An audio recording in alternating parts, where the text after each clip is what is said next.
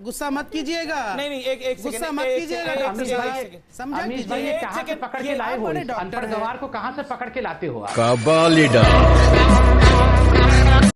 कोई बात नहीं, अगली बार आप जीत जाएंगे। ना ये एजेंडा आपका क्या है, मैं बहस नहीं होने दूंगा। नहीं बिल्कुल, हम तो दे रहे हैं ना मौलाना साहब। क्या बोला तूने? क्या एजेंडा है मौलाना साहब?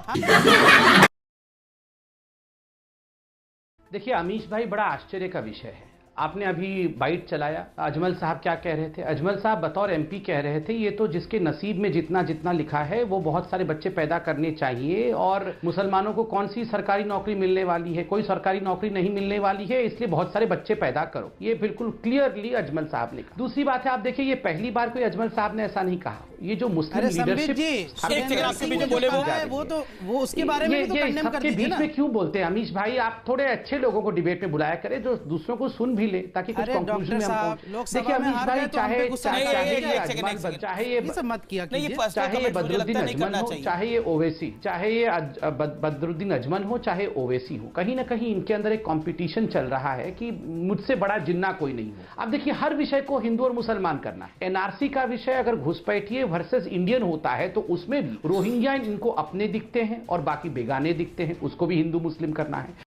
शाबाश बेटा। कॉमन सिविल कोड के बारे में बात होती है तो उसमें भी हिंदू मुसलमान कर लेना है। ट्रिपल तलाक के विषय में बात होती है जो कि महिलाओं के स्वतंत्रता का विषय है, महिलाओं की डिग्निटी का विषय है, उसमें भी ये नेता आके उसको कहीं ना कहीं एनआरसी के विषय में हिंदू मुस्लिम तो आप ही कर रहे थे ना। माननीय अमित शाह जी क्या कह रहे थे? अमीश भाई, मैं चाहूंगा कम से कम ये बीच में तो ना चिल्लाएं। मुसलमानों को नहीं देंगे तो आपने किया ना हिंदू मुस्लिम। आप पढ़े लिखे व्यक्ति रहते हैं, आप बीच में क्यों चिल्लाते हैं? आप बीच में मुसलमानों पे इल्जाम लगाने के बजाय थोड़ा सा पढ़ के आ जाइए। आप इतने बड़े डिबेट में आते हैं,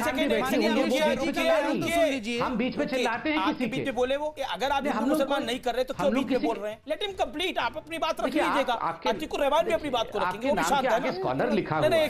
शांत बैठिए। नहीं, आप सही अपने समय पे करिए। आपके नाम के आगे स्कॉलर लिखा हुआ है, कम से कम स्कॉलर्स का तौहीन तो मत करिए। पढ़े लिखे लोग ऐसे व्यवहार थोड़ी करते हैं। आप आराम से डायरी पढ़िए, मेरे बोलने का क्यों हो रहे हैं? देखिए अमीश भाई, बहुत गुस्सा मत होइए। देखिए लोकसभा में हार जीत लगी रहती है, गुस्सा मत कीजिएगा। नहीं एक गुस्सा मत कीजिएगा डॉक्टर साहब, समझा? अमीश भाई ये कहाँ से पकड़ के लाए हो? अनपढ़ गवार को कहाँ से पकड़ के लाते हो आप?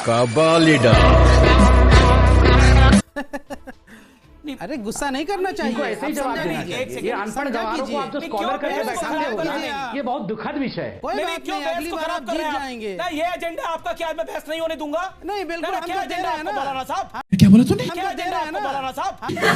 हम तो दे रहे हैं ना। क्या एजेंडा, बहस नहीं होने दूंगा मैं इनको सही करवा रहा हूँ कि अमित शाह जी ने कहा था हिंदू मुस्लिम के बाद, किसी मुसलमानों ने नहीं बात की थी एनआरसी के बारे में। ये शुक्रवार को आपकी मस्जिद में तकरीर नहीं है कि नॉन स्टॉप बोलेंगे आप। अरे मैं आपको ऑडियो डाउन करना पड़ेगा मुझे अब। Sambit Patra, make your point. देखिए अमीश भाई, जहां तक 2 चाइल्ड का नॉर्म है, कुछ फैक्ट्स आपको यहां जानना पड़े। कोई आसाम पहला राज्य नहीं है हिंदुस्तान में जिसने 2 चाइल्ड पॉलिसी शुरू किया, वो 12वां राज्य। मैं राज्यों का नाम पढ़ देता हूं जहां 2 चाइल्ड पॉलिसी चलती है। बिहार, हिमाचल प्रदेश, मध्य प्रदेश, राजस्थान, हरियाणा, आंध्र प्रदेश, ओडिशा, छत्तीसगढ़, गुजरात, महाराष्ट्र और उत्तराखंड। इन तमाम राज्यों में लोकल बॉडी चुनाव के लिए, म्युनिसिपल चुनाव के लिए, अर्बन बॉडी चुनाव में अगर किसी भी कैंडिडेट के 2 से अधिक बच्चे हैं तो वो पार्टिसिपेट नहीं कर सकते। इनमें से बहुत बीजेपी शासित है, कई जब ये कानून बना था तो बीजेपी शासित नहीं। ये देश के भले के लिए एक विषय यूएन ने कहा था कि 2024 से 2027 तक भारत जो है वो चाइना से आगे जा सकता है जनसंख्या में। मगर आपको जान के आश्चर्य होगा, ये विस्फोट इतने तेजी से बढ़ रहा है कि अब उसको यूएन ने रिवाइज कर दिया है कि 2022 तक भारत चाइना से आगे चला जाएगा। ऐसे में अगर भारत अपनी जनसंख्या पर कंट्रोल ना करे, रिसोर्सेस को अपने कंट्रोल में ना लाए, तो आप बताइए भारतवर्ष जाएगा कहां? तीसरी बात है, आप देखिए कुछ ये जो बैठे हुए हैं तथाकथित मौलाना इत्यादि, ये तो याकूब मेमन को कहते हैं कि Yakub Memon was hanged because he was Muslim. Yakub Memon के लिए ये लोग डिबेट करने आते हैं, जाकिर नाइक के समर्थन में डिबेट करने आते हैं। कमलेश तिवारी के हत्यारे पकड़े जाते हैं तो इनके नुमाइंदे उनके घर में जाकर कहते हैं कि हम गोडसे को मुर्दाबाद कह दीजिए ना, हम लीगल एड देंगे, हम लीगल एड देंगे। लीगल एड देंगे ना, तो गोडसे के सोच वालों को जली ना, तेरी भी जली ना।